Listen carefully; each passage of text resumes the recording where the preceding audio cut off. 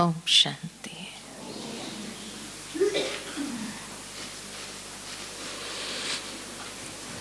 बाप दादा के अनमोल मधुर महावाक्य हम प्रतिदिन सुनते हैं और बाबा हम बच्चों को यही ज्ञान के महावाक्य सुनाते हुए हमारे स्थिति को परिपक्व कर रहे हैं, ताकि अंतिम समय का जो पेपर है उसमें पास होने का अभ्यास यही अशरीरीपन। परंतु ये अभ्यास 1 सेकंड का होना चाहिए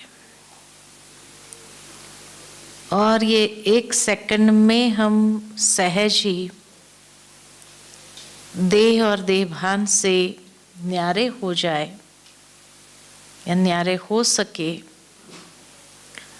उसके लिए बाबा ने हम बच्चों को कई प्रकार की ड्रिल लेकर आई है। जब भी बाबा की अव्यक्त मुरली चलती थी तो मैं समझती हूँ 2007 से ही बाबा ने हर मुरली के बाद ड्रिल कराई और बाबा की ड्रिल के पीछे यही फोकस था कि बच्चे 1 सेकंड में डिटैच हो जाओ। क्या इतना हमारा अपनी कर्मेंद्रिय के ऊपर, अपनी स्थिति के ऊपर अधिकार है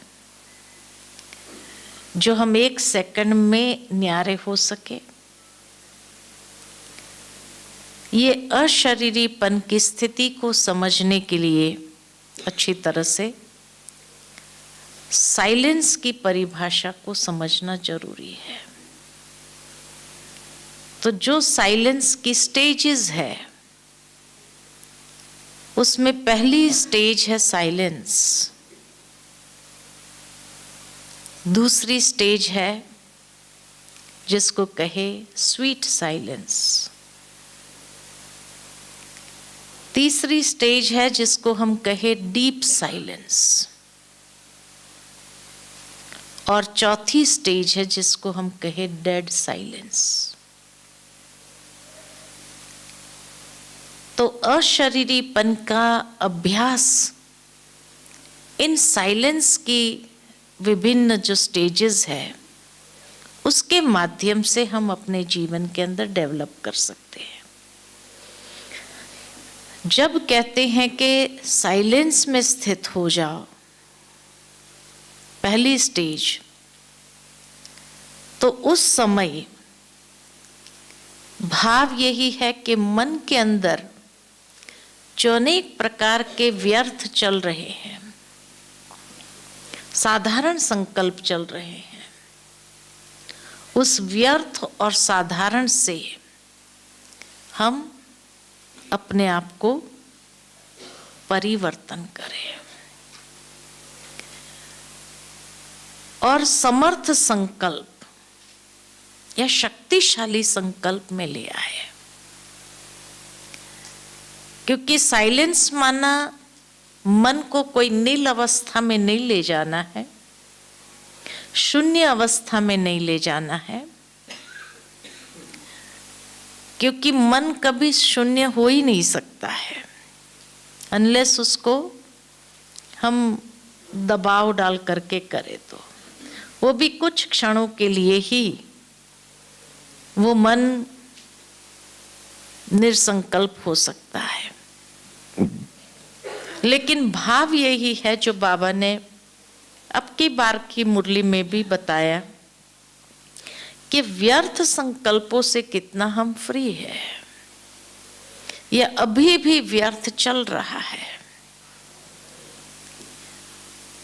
तो जो व्यर्थ है यह साधारणता के संकल्प है, उसको परिवर्तन करना और परिवर्तन करते हुए उसको श्रेष्ठ, शक्तिशाली, समर्थ में लगाना। जितना उसको एक श्रेष्ठ दिशा दे देते हैं तो नेचुरल है कि वो संकल्पों की गति धीमी हो जाती है। जिस तरह से नेगेटिव संकल्प में गति फास्ट हो जाती है, एक सेकंड में पता नहीं कितने विचार चलते हैं, व्यर्थ संकल्पों में भी गति बहुत तीव्र हो जाती है। तो जैसे ही हम उसको श्रेष्ठ दिशा में मोड़ते हैं तो गति अपने आप स्लो होने लगती है। और कहा जाता कि जितना ये स्लो वेव्स होते हैं मन के, उतने वो पावरफुल होते, शक्तिशाली होते हैं। इसीलिए उसको शक्तिशाली बनाना है, और शक्तिशाली जब स्लो होते जाते हैं तो धीरे धीरे कोई ना कोई एक स्थिति में जाकर स्थित हो जाता है, तो वो स्थिति का अनुभव करना सहज हो जाता है। दूसरा कहे तो जिसको कहेंगे कि आत्म अभिमानी स्थिति में स्थित करना, तो साइलेंस माना जैसे खुद को अंतर्मुखी कर देना, बाह्य मुक्ता से भीतर ले जाओ और भीतर ले जा करके आत्म अभिमानी स्थिति में स्थित कर देना। अर्थात ये देह और देह के भान से अपने आप को डिटैच किया। और आत्म अभिमानी स्थिति में स्थित करना मतलब कि आत्मा के जो सातों गुण हैं, उन गुणों का स्वरूप बन जाना और एक एक गुणों की महसूसता में मन को ले जाना। तो इसीलिए कहा कि अशरीरी तो फाइनल स्टेज है, लेकिन प्रथम जब तक हमने ये आत्म अभिमानी स्थिति का अभ्यास नहीं किया है, तब तक अशरीरी होना बहुत मुश्किल है। क्योंकि बार बार देह भान हमें खींचता है, नीचे ले आता है। क्योंकि कर्मयोगी जीवन है, तो कर्मयोगी जीवन होने के कारण कर्म तो छोड़ना नहीं है। अंत तक जैसे ब्रह्मा बाबा ने भी कर्म किया, कोई भी सेवा नहीं छोड़ी, ऐसे हमें भी कोई सेवा छोड़नी नहीं है, न कर्म छोड़ना है। लेकिन हर कर्म करते हुए ये स्थिति का अभ्यास करना। तो बीच बीच में जैसे आत्म अभिमानी बन करके हम योग करते हैं, या फिर जब देह में आकर कर्म करते हैं तो देही अभिमानी होकर कर्म करते हैं। अर्थात आत्म अभिमानी स्थिति में जो सातों गुणों का स्वरूप बने, उस रस को इस तरह से भर दे कि जब हम देही अभिमानी बन करके कर्म करते हैं तो वो ऊर्जा नेचुरल रूप में प्रवाहित हो हर कर्म में। जिस तरह से कोई दुनिया के अंदर भी देह अभिमान में होता है, तो देह अभिमान माना क्या कि जहां विकारों की ऊर्जा, नकारात्मकता की ऊर्जा हर कर्म में प्रवाहित होती है और इतनी नेचुरल हो गई है कि वो इंद्रियों को भी उस दिशा के तरफ आकर्षित कर लेती है। लेकिन जब आप किसी ऐसे व्यक्ति को देखो जो शांत चित्त हो, गंभीर हो, बोलते हैं तो भी बड़ी मधुरता के साथ बोलते हैं, तो क्या कहते हैं, ये तो जैसे देवता है। तो देवताएं नेचुरल देही अभिमानी स्थिति में थे, नेचुरल आत्म अभिमानी, भले वहां ज्ञान नहीं था लेकिन नेचुरल आत्म अभिमानी स्थिति थी। अर्थात वो गुण नेचुरल प्रवाहित होते थे हर कर्म में, तो उसको कहा देही अभिमानी स्थिति। तो इसी तरह आत्मा के जो 7 गुण हैं वो एसेंस है, तो वो एसेंस प्रवाहित होना चाहिए। जिस तरह मान लो कि रंगों को अगर लिया जाए तो मेन रंग दुनिया के अंदर कितने माने जाते? 3 रंग ही है, रेड, ब्लू और ग्रीन। और ये 3 रंग को मिक्स करते हुए आज 150 कलर बनाते, है ना।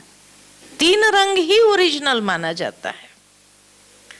कम ज्यादा परसेंटेज में मिक्स किया तो 150 रंग आ गए। ठीक इसी तरह हमारे ओरिजिनल गुण 7 ही है, लेकिन कम ज्यादा परसेंटेज में जैसे एक दूसरे के साथ मिक्स होते हैं तो जो 36 गुणों की माला है वो बन जाती है। इसलिए बाबा बच्चों को बार बार कहते स्वधर्म में स्थित हो जाओ, यानी ये 7 गुणों से भरपूर हो जाओ। तो स्वर्ग के अंदर जब जाएंगे एक एक गुण पर मेहनत नहीं करनी पड़ेगी आपको कि भाई आज मुझे सहनशीलता को धारण करना है, मधुरता को धारण करना है, नम्रता को धारण करना, नहीं, ये 7 गुणों को ही जब मिक्स हो जाएंगे तो यही 36 गुण बन जाएंगे। इसीलिए स्वर्ग में जब जाना है तो हमें वहां सर्वगुण संपन्न है और नेचुरल देही अभिमानी स्थिति, आत्मा अभिमानी स्थिति है, आत्मा का ज्ञान न होने पर भी, क्योंकि वो संस्कार हमारे यहाँ के हैं, है ना। इसीलिए यहाँ जब वो 7 गुणों का ही स्वरूप बनने का मेन पुरुषार्थ है अशरीरी बनने के लिए, तो ये पहला कदम है कि आत्म अभिमानी स्थिति में या स्वरूप में स्थित हो जाओ। इसको कहेंगे साइलेंस। जब बाह्य कर्मेंद्रिय को समेट लिया, अंतर्मुखी हो गए, भीतर चले गए और भीतर जाकर के उस आनंद का, क्योंकि ये सारी चीज है, अगर ये भरपूरता आए तो उसका फाइनल रिजल्ट क्या है? आनंद। उसका फाइनल रिजल्ट है कि योग में वो अति इंद्रिय सुख या आनंद की अनुभूति को अनुभव करना, जो बाहर की कोई भी चीज मन को विचलित नहीं कर सके। ये है साइलेंस। दूसरा जब कहते हैं स्वीट साइलेंस, तो स्वीट साइलेंस मतलब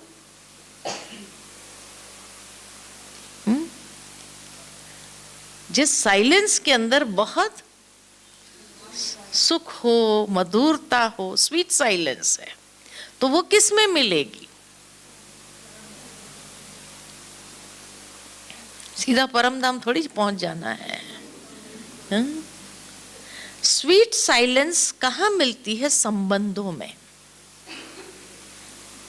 जिस व्यक्ति के साथ या जिस संबंध में अति समीपता है तो वहां से सुख की महसूसता होती है, सुख की फीलिंग मिलती है।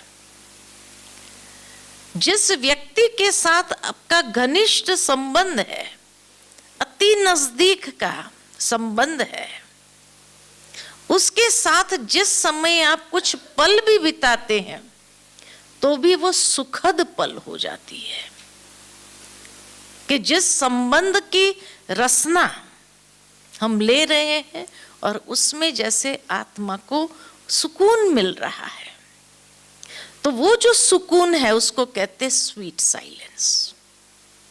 इसीलिए बाबा बच्चों को बार बार कहते सर्व संबंध को मेरे साथ जोड़ो। यही कहा, देह सहित देह के सर्व धर्म को भूल, एक मेरी शरण में आ जा, सर्व धर्म परित्यज का ना गीता में भी, कि तू सर्व धर्म को भूल।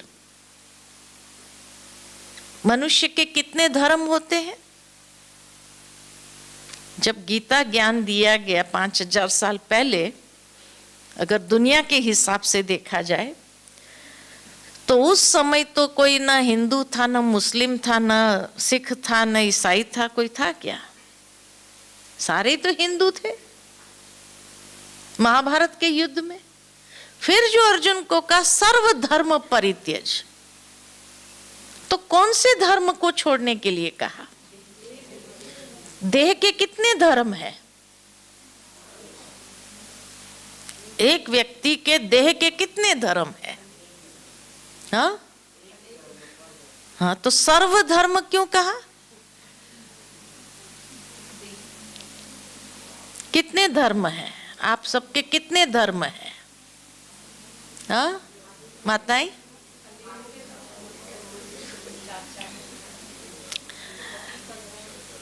ऐसा है कि जैसे बाबा की कुछ दिनों पहले की एक मुरली याद आती है मुझे, साकार मुरली, जिसमें बाबा ने कहा कि एक होता है गृहस्थ धर्म, एक होता है गृहस्थ आश्रम।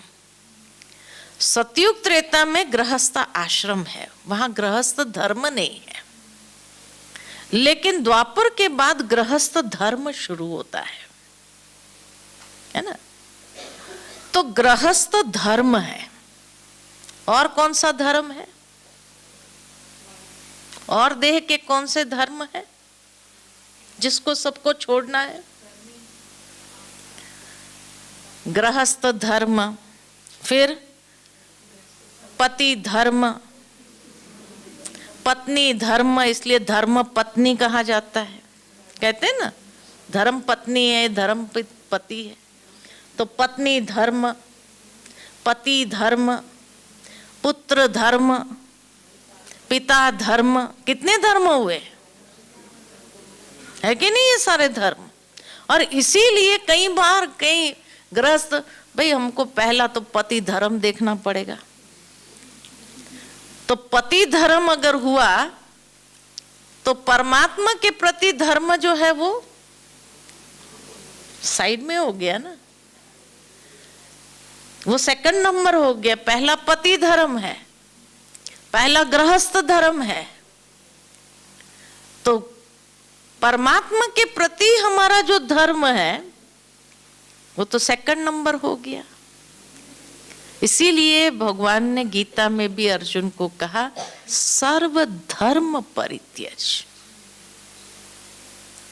ये सर्व धर्म जो है तेरे, जो तुझे आकर्षित कर रहे हैं, अभी तेरा एक ही धर्म है ईश्वर के प्रति। और इसीलिए का सर्व धर्म परित्यज माम एकम शरणम व्रज।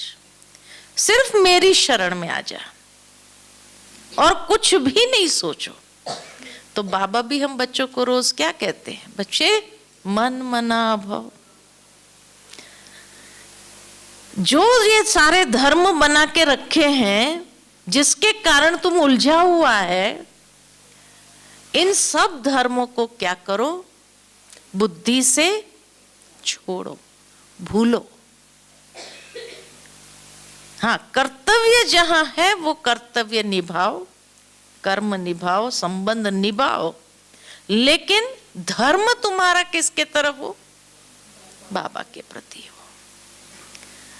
और जब इस तरह से बाबा की शरण में आते हैं हम, बाकी सब धर्म को छोड़ करके, तो हम संबंधों को भी सहजता से निभाने की क्षमता रखेंगे। सहजता हो जाएगी, उसको निभाने में भी कठिनाई महसूस नहीं होगी। इसीलिए कहा सर्व धर्म परित्यज।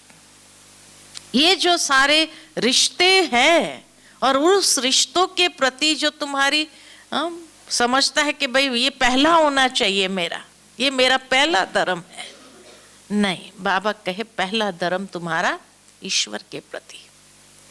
मम्मा ने कल की मम्मा की वाणी सुनी, उसमें कहा एक होती है श्रीमत, गुरुमत, परमत, मनमत, हाँ, शास्त्र मत, ये सारी मतें हैं ना। अगर इनको पहला धर्म समझा तो भटक जाएंगे। इसीलिए श्रीमत एक ही है हमारे लिए, और उस श्रीमत की ही पटरी पर हमें अपनी गाड़ी को चलाते रहना है। जब इस तरह से सर्व संबंध इसीलिए बाबा के साथ हमारे जुड़ जाएंगे, तो बाबा के साथ सर्व संबंध जुड़ने से क्या होगा कि हमारा सर्व धर्म बाबा के साथ हो गया, तो स्वीट साइलेंस का अनुभव करना बहुत सहज है। दुनिया में कोई दो व्यक्ति, जैसे बाबा कई बार मिसाल देते आशुक माशुक का, कि ये दो व्यक्ति भी भले साथ में थोड़ी पलों के लिए भी मिल जाए, कुछ बातचीत भी न करे, लेकिन एक साथ होने का भी सुकून का अनुभव करते हैं। ठीक इसी तरह कभी कभी बाबा के साथ जाकर बैठ जाओ, और जब बैठ जाते हैं तो अशरीरी होकर के बैठते हैं परमधाम में। वहां कोई वार्तालाप नहीं है, लेकिन एक स्वीट साइलेंस, जिस साइलेंस में भी एक सुकून का अनुभव हो रहा है, प्राप्तियां हो रही, भरपूरता अंदर में आ रही है, संपन्न बनते जा रहे हैं, है ना। और वो बाबा का सानिध्य कहो, साथ कहो, वही हमें हर प्रकार की बाहरी बातों से सेफ रखते हैं। और धर्म को निभाने में थोड़ा ऊपर नीचे हुआ भी तो भी क्या बाबा करेगा, जादू का खेल कर लेगा। और ऐसा अनुभव होगा कि जैसे कि एक बहुत बड़ी नहीं तो मिसअंडरस्टैंडिंग क्रिएट हो जाती थी, उससे बाबा ने पहले ही बचा दिया। तो ये कई बार अनुभव करते हैं कि जब बाबा को पहला प्रेफरेंस दिया तो बाकी सब क्या हो जाता है, काम अपने आप होने लगते हैं। कभी कभी आप भूल गए होते हैं, वो काम भी बाबा पूरा कर देता है। मुझे याद आता है दादी का एक इंसिडेंट कि एक बार दादी जी, प्रकाशमणि दादी जी कहीं जा रहे थे, तो उस समय जब गाड़ी यहाँ से चली और महसाणा के पहले पहले गाड़ी खराब हो गई, दूसरी गाड़ी साथ में थी नहीं, एक ही दादी जी की गाड़ी चल रही थी, और गाड़ी एकदम खराब हो गई, चले ही नहीं। फ्लाइट पकड़ना था दादी को, तो दादी ने कहा कि महसाणा तक अगर हम पहुंच जाए तो वहां से तो कोई भी, और उस समय यज्ञ में कोई इतनी गाड़ियां नहीं होती थी, सेंटरों पर भी गाड़ियां नहीं होती थी। तो हाईवे पर जब खराब हुई गाड़ी, किसी को हाथ किया, भाई महसाणा तक पहुंचा दो आप, फिर वहां से आगे हमारी फ्लाइट है वो पकड़ लेनी है। तो कोई थे बाहर के लोग, तो उन्होंने कहा ठीक है हम जानते हैं और पहुंचा देते हैं। तो दादी जी को, मोहिनी दीदी को, सबको पहुंचा दिया। 2-3 जने थे तो 3 जनों को पहुंचा दिया महसाणा सेंटर पर। सेंटर पर कोई गाड़ी नहीं थी उस समय, और दादी को फ्लाइट पकड़नी है। 2 भाई क्लास में आते थे जिनके पास गाड़ी थी, तो बहन जी ने उन दोनों को फोन किया। पहले भाई को फोन किया, कहा मैं तो आउट ऑफ स्टेशन हूं, मैं यहाँ हूं ही नहीं। तो दूसरे भाई को फोन किया तो उसने कहा मेरा आज केस की डेट है, मुझे कोर्ट पहुंचना बहुत जरूरी है। कहा दादी को अहमदाबाद छोड़ना है एयरपोर्ट पर। वो सोच में पड़ गया कि आज डेट है, आज नहीं पहुंचा तो केस हार जाएंगे। लेकिन फिर भी उसने सोचा कि नहीं, दादी को पहुंचा देते, केस का देखा जाएगा, हार गए तो हार गए, बहुत बड़ा नुकसान होना था उनको अगर हार गए तो। फिर भी उन्होंने कहा नहीं, और कोई ये नहीं है, और आगे दादी की सेवा है, कितनी आत्माएं बेचारी वंचित हो जाएगी। तो उसने कहा कि ठीक है बहन जी मैं छोड़ के आता हूँ। उसने अपने छोटे भाई को बुलाया और कहा तू कोर्ट में पहुंच जा। अब छोटे भाई को मालूम ही नहीं केस क्या चीज का है। कहा कुछ पूछेंगे तो मैं क्या जवाब दूं? कहा कुछ भी मालूम नहीं, कोई बात नहीं, तू खड़ा हो जा हमारे तरफ से बस, है ना, फिर देखेंगे जो भी हो गया। वो जा करके कोर्ट में खड़ा हो गया, और ये भाई चला गया छोड़ने के लिए, क्योंकि उसको गाड़ी तो आती नहीं थी जो उसको कहे जा तू दादी को छोड़ के आ, ये भी नहीं, छोटा था।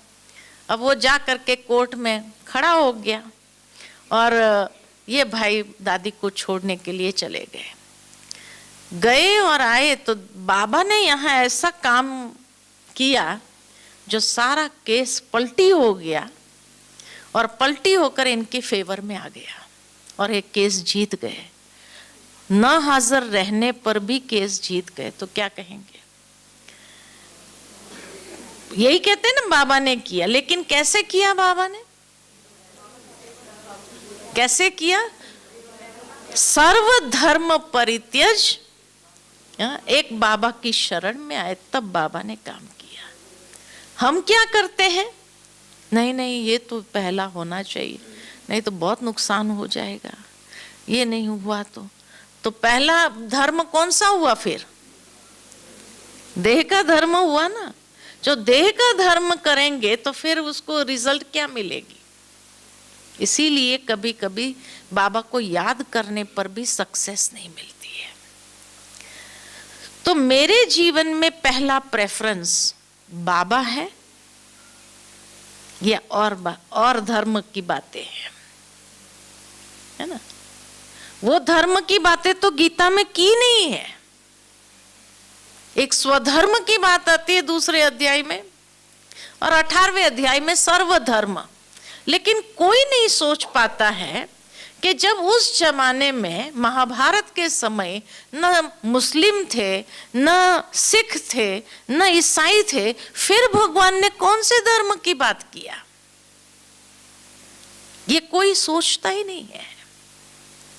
लेकिन हर इंसान के कितने धर्म हैं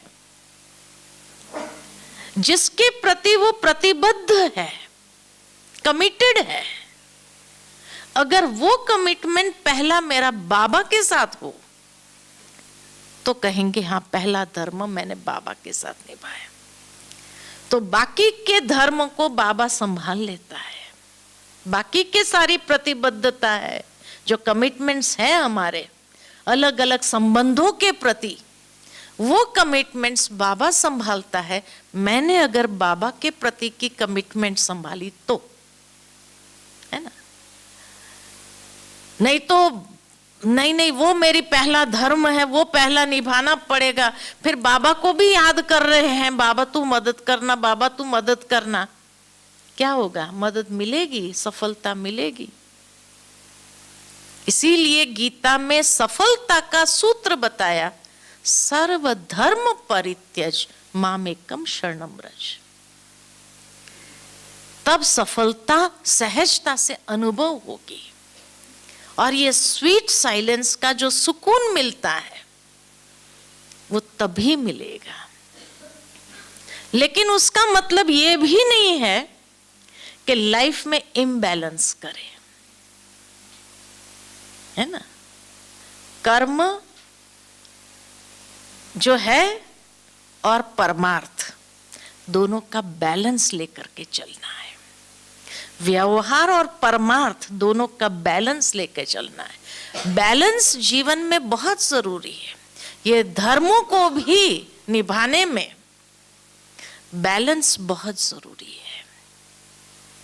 सर्व संबंध हमारे बाबा के साथ हो, लेकिन दुनिया के साथ के जो संबंध निभाने का जो बैलेंस है वो भी हमें मेंटेन करते हुए चलना है।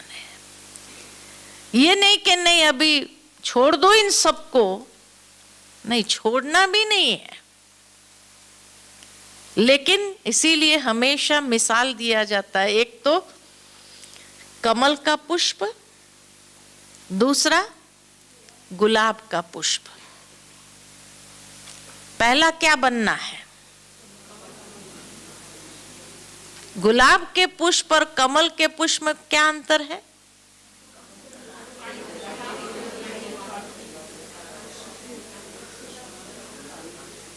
एक एक बोलेंगे तो समझ में भी आएगा। गुलाब खुशबू देता है और कमल खुशबू नहीं देता है। कीचड़ में रह करके, वो भी तो कांटों के बीच में रहता है ना।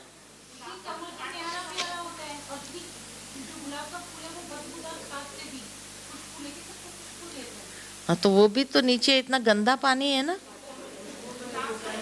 कमल के फूल के लिए भी तो गंदा पानी नहीं कहेंगे।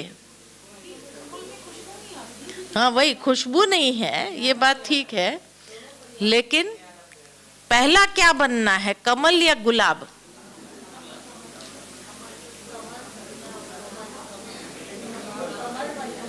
पहले कमल बनना है, फिर गुलाब बनना है। अच्छा, कैसे बनेंगे गुलाब? कमल का फूल इसलिए कहा कि कमल की गृहस्थी बहुत बड़ी होती है ना, गृहस्थी बहुत बड़ी है, लेकिन उसके बावजूद भी न्यारा है, और उसकी पंखुड़ियां इतनी कोमल के कोई कीचड़ भी उसके ऊपर ठहर नहीं सकता है। तो इसी तरह से शुरू में जब हम बाबा के पास आते हैं तो कमल की तरह रहना उन सबके बीच में है, बैलेंस से चलना है, उनका कीचड़ हमारे ऊपर न लगे, इतना न्यारा और प्यारा होकर के रहना है। लेकिन कमल के साथ साथ फिर पुरुषार्थ है हमारा गुलाब बनने का। गुलाब जो है ना, वो भले जैसे कहा कि खाद से वो खुशबू देता है, कांटों के बीच में रहता है, लेकिन एक गुलाब जब संपूर्ण खिल जाता है, खिलने के बाद उसकी पंखुड़ियां झड़ जाती है, वो पंखुड़ियां भी छोड़ देता है। कमल पंखुड़ियां छोड़ता नहीं है, वो न्यारा प्यारा जरूर है, अपनी पंखुड़ियों पर किसी का कीचड़ लगने नहीं देता है ना, तुरंत नीचे हो जाता है। लेकिन एक गुलाब जब संपूर्ण खिल जाता है तो सारी पंखुड़ियां झड़ जाती है। सर्वधर्म परित्यज्य, सब कुछ छोड़ करके बीच का बुर अशरीरी हो जाता है। गुलाब जो है अशरीरी हो जाता है, कमल अशरीरी नहीं होता है। तो पहले कमल होते हैं, हम कमल बनते हैं, और कमल के बाद हमारा पुरुषार्थ है गुलाब बनने का,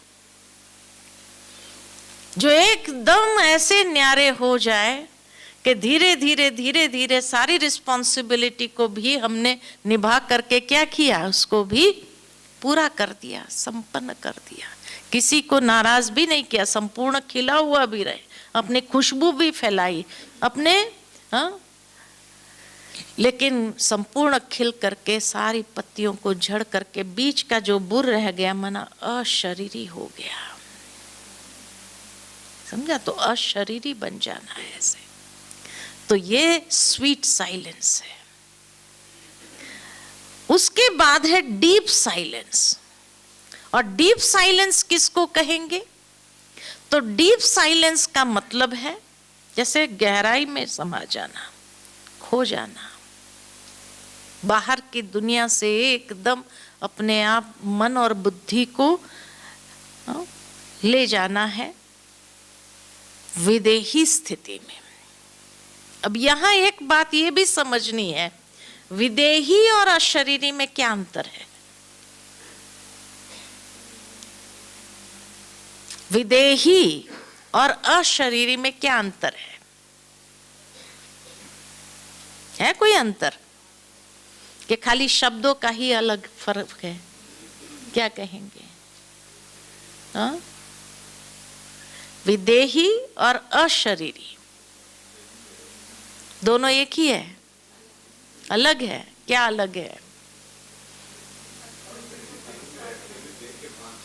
देह के भान से मुक्त अशरीरी, और विदेही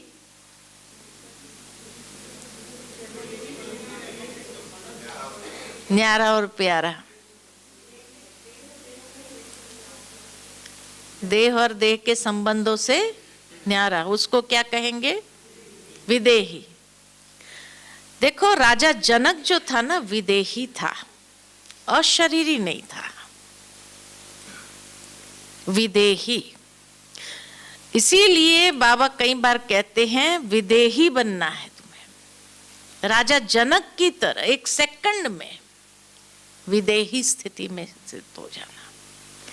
कहा जाता है, रामायण के अंदर ये बात आती है कि जब सीता जी जंगल में जा रही थी, वनवास मिला, तो उस वक्त उसके मायके से मैसेज आया सीता जी के लिए, और मैसेज में उसके पिता ने उसको यही कहा कि तुम वन में जा रही हो 14 साल के लिए, तो विदेही बनकर रहना, और विदेही बनकर के रही वो, इसलिए रावण उसको स्पर्श नहीं कर सका। ये कहा जाता है रामायण में कि वो विदेही बनकर रही, इसलिए रावण स्पर्श नहीं कर सका उसको। कहने का भावार्थ कि विदेही स्थिति में कोई भी बुराई हमें स्पर्श नहीं कर सकती है, और हम मुक्ति, जीवन मुक्ति की स्थिति में सहज आ सकते हैं कि जीवन में रहते हुए मुक्त स्थिति में ये विदेही है। और ये विदेही स्थिति के लिए प्रतिदिन, भट्टी में आप आए हो, प्रतिदिन आपको एक सुबह सुबह स्वमान दिया जाता है। किस लिए? विदेही बनने के लिए, विदेही बनने के लिए ही स्वमान दिया जाता है। बाबा ने पिछले इसी सीजन की जो पिछली मुरली चली, सीजन की, इस सीजन की पिछली मुरली चली, उसमें बाबा ने कहा, बाबा ने स्वमान की माला दी है। कहा ना, स्वमान की माला दी है। रोज अलग अलग स्वमान को धारण करो। तो विदेही बनना माना स्वमान का स्वरूप होना, और स्वमान के स्वरूप होकर के उसकी गहराई में जाना। जो कहा ना, डीप साइलेंस, ऐसा स्वरूप बनकर के उसकी गहराई में समा जाए और उसका वास्तविक अनुभव करते जाए, उसको कहा विदेही। जो कहा उसके कहा जाता है ना, राजा जनक के लिए ये कहानी आती है कि एक सन्यासी ने कहा, भाई मैंने सब कुछ छोड़ दिया, उसके बाद भी मैं न्यारा नहीं हो सका, डिटैच नहीं हो सका। आप ये सारे भौतिकता के बीच में रह करके कैसे उससे विदेही कहलाते हो अपने आप को? तो क्या कहा?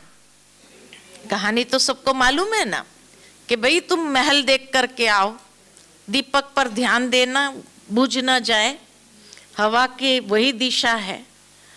तो जब सारा महल देख करके आया वो, और उसको पूछा, अच्छा महल देख लिया? तो कहा देख लिया। कैसा रहा? लगा बहुत अच्छा लगा। तो ध्यान कहाँ था? बोला ध्यान तो दीपक पर था, कि दीपक बुझ नहीं जाना चाहिए। ठीक इसी तरह राजा जनक ने कहा, मेरा ध्यान भी किस पर रहता है? कल की बाबा की जो मुरली सुनी, परसों की अव्यक्त जो मुरली सीजन की, उसमें बाबा ने क्या कहा? मस्तक पर चमकती हुई ज्योति नजर आए। ये है विदेही स्थिति, ये है विदेह। तो वो कब होगा? जब हमें स्वमान का स्वरूप बनने का अभ्यास होगा। ये स्वमान कोई जपने के लिए थोड़ी दिया है कि रोज सुबह मुझे स्वमान अगर मैं एक ले लूं तो बस उसका सारा दिन जाप करती रहूं। जाप नहीं करना है, लेकिन उसका स्वरूप बनना है। जैसे शुरू शुरू में दादियां सुनाती थी कि भाई बाबा जब हम बच्चों को तपस्या 14 साल की कराई, तो उसमें भी बाबा ने स्वमान दिया था। और स्वमान क्या देता था बाबा? मैं चतुर्भुज हूं। दादियां बता दी ना कि हमें स्वमान मिलता था, तुम चतुर्भुज हो, अर्थात 2 हाथ नर के, 2 हाथ नारी के। अर्थात कोई भी कार्य के लिए ये नहीं कहना ये तो मैं नहीं कर सकती हूं क्योंकि मैं नारी हूं। नहीं, चतुर्भुज माना दोनों संस्कार, क्योंकि हमने भी ऑल्टरनेट क्या किया है, मेल का बॉडी भी लिया है, फीमेल का बॉडी भी लिया, तो दोनों संस्कार है ना हमारे अंदर। तो बाबा ने ये मैं चतुर्भुज हूं ये स्वमान दे करके दोनों संस्कार को इस तरीके से जागृत किया, निर्भय बना दिया सब बच्चों को। ऐसा निर्भय कि वो डरते नहीं थे। रात का पहरा देते थे बहनें, ट्रक चलाती थी, मैकेनिक का, निर्मल शांता दादी ने कि मैकेनिक का काम करते थे। बड़े बड़े तोपिये में छोटे छोटे बच्चे अंदर घुस जाते थे, उसको मांझते थे। क्यों? ये नहीं कहे कोई भी बच्चा कि भाई मैं ये काम नहीं कर सकता हूं। और इस तरह से जीवन में रहते हुए जिसको कहा जाए ना आत्मनिर्भर, आत्मनिर्भर, किसी के ऊपर भी आधारित नहीं। ये हो तो ही काम हो, ये ना हो तो काम ना हो, नहीं, हम चतुर्भुज हैं। और जितनी बार वो स्वमान को हम अंदर में याद भी करते हैं, उतनी बार उस संस्कार को हम जागृत करते हैं।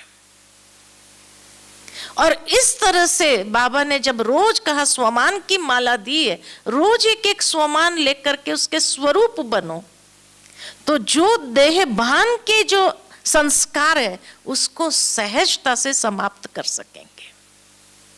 इसलिए विदेही बनना, अशरीरी के पहले विदेही बनना बहुत आवश्यक है। जब तक विदेही नहीं बनेंगे, रहना देह में ही है, कर्म भी सब कुछ करना है, भौतिकता के बीच में रहना, लेकिन विदेही,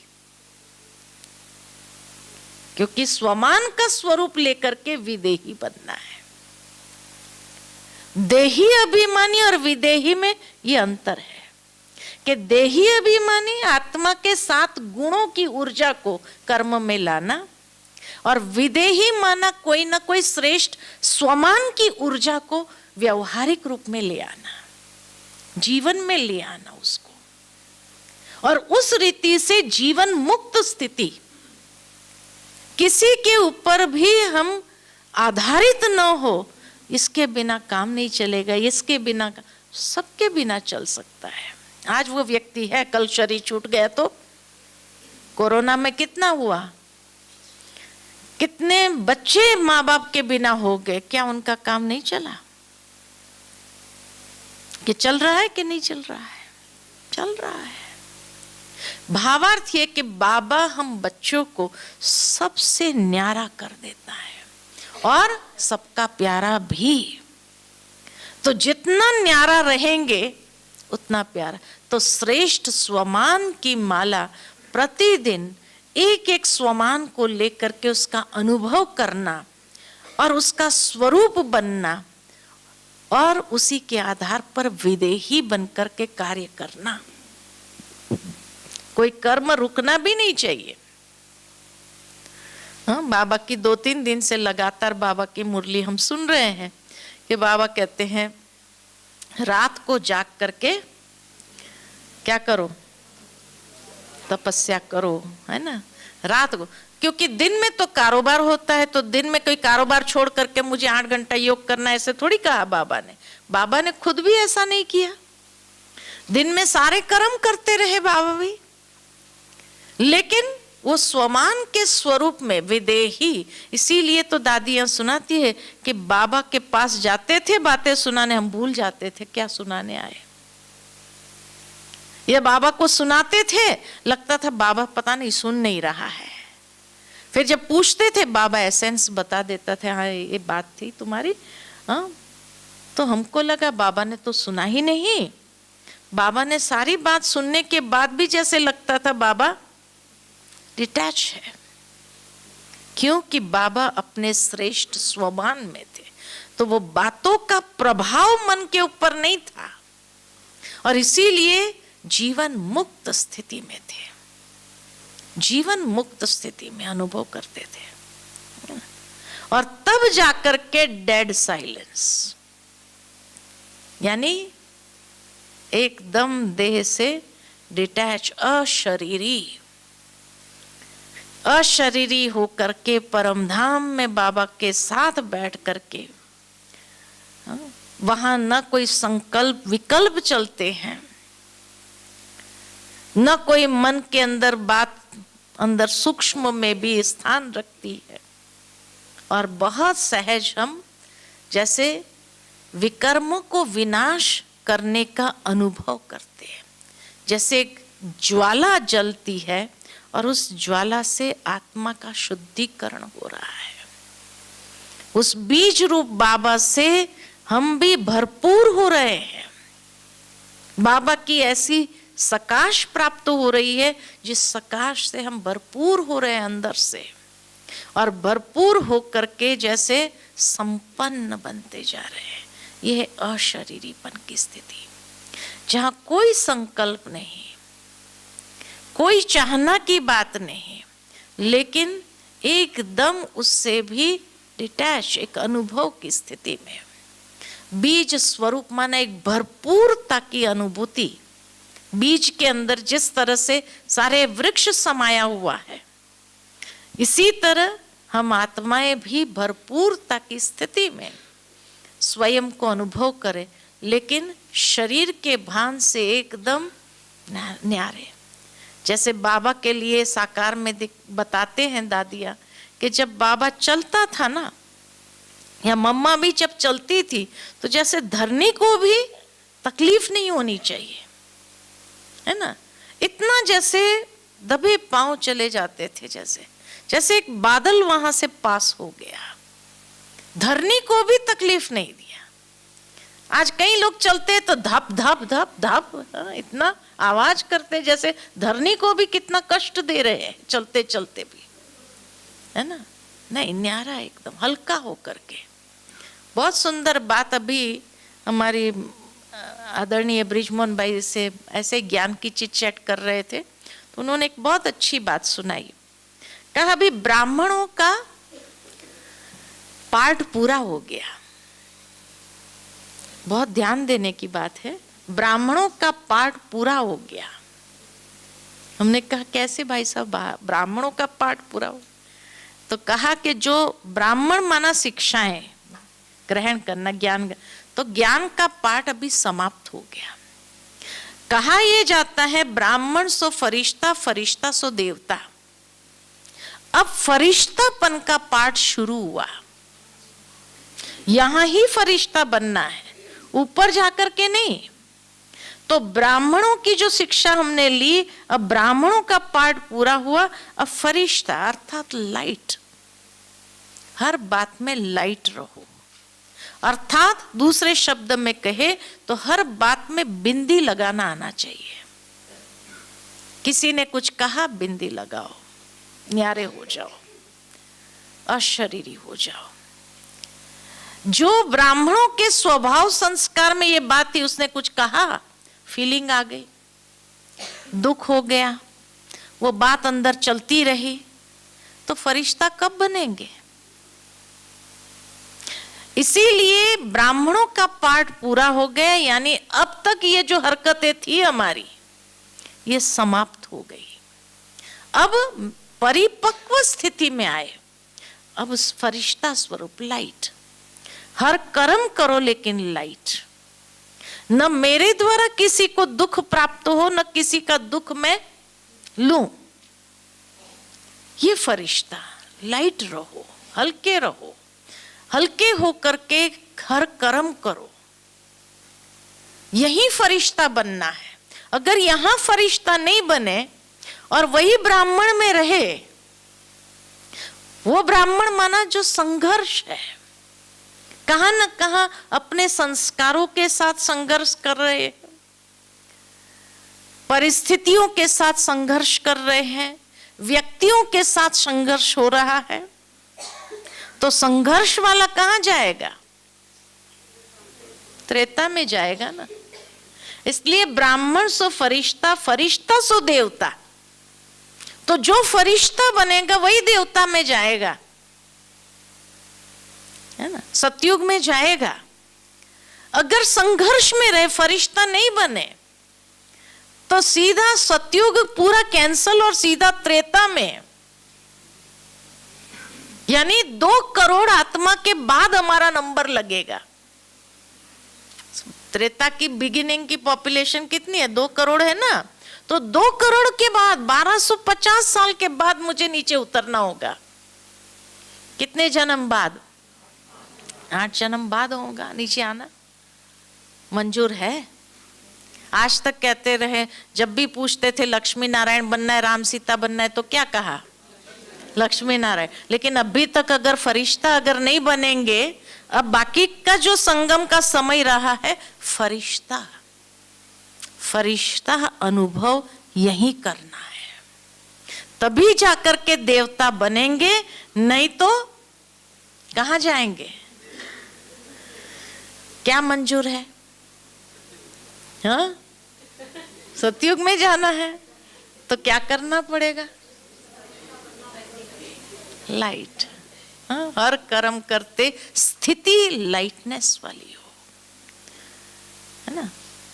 ज्ञान की लाइट, और आज का वरदान क्या था? हाँ, नॉलेज की लाइट और माइट से, है ना, बस सोल कॉन्शियसनेस में। कहीं किसी ने कुछ कहा, मुझे वो बात लगनी नहीं चाहिए। लगेगी, लगेगी, अगर लगेगी तो कहाँ जाएंगे? अब समझ लेना अपना। बाबा कहते हैं ना, जैसे जैसे समय नजदीक, तो अपना कहाँ जाना है वो पता चलता जाएगा कि मैं कहाँ जाने वाली हूँ। तो अपने स्वभाव संस्कार में अगर फीलिंग की बीमारी है तो कहाँ जाएंगे? हाँ, तो इसलिए अभी कहाँ जाना है? सतयुग में तो फीलिंग को छोड़ना पड़ेगा, छोड़ना पड़ेगा ना। हाँ, उसने मुझे ये नहीं कहा, मान नहीं दिया, शान नहीं दिया, ये सब अभी क्या करना पड़ेगा? छोड़ना पड़ेगा, तब सतयुग में जा सकेंगे, नहीं तो नहीं जा सकेंगे। इसलिए अपना फाइनल कर लो कि मुझे कहाँ जाना है। हाँ, और उस हिसाब से अपने संस्कारों के साथ खेल करो, ठीक है ना। अच्छा, ओम शांति।